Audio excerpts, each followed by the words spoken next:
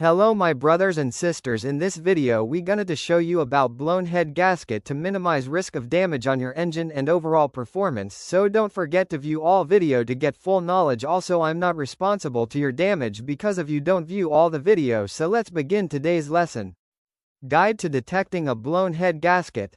The head gasket performs an essential function, sealing the joint between the engine block and the cylinder head to prevent oil, coolant, and compression from mixing.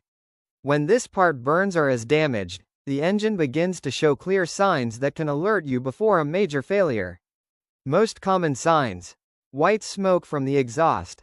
This is a sign that coolant is entering the cylinders and burning along with the fuel.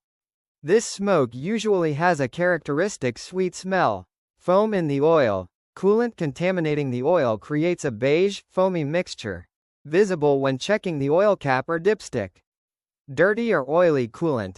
If the coolant reservoir shows brown or oily residue, there is likely a mixture between the two fluids.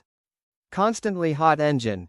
The loss of tightness between the cylinder head and the block causes pressure leaks and continued overheating, even after replacing the thermostat or radiator. Conclusion: a blown cylinder head gasket not only reduces engine performance, but can cause irreversible damage to pistons, valves, or even warp the cylinder head. Detecting it early can save you from a costly repair. Tip: if you experience these symptoms, avoid further driving.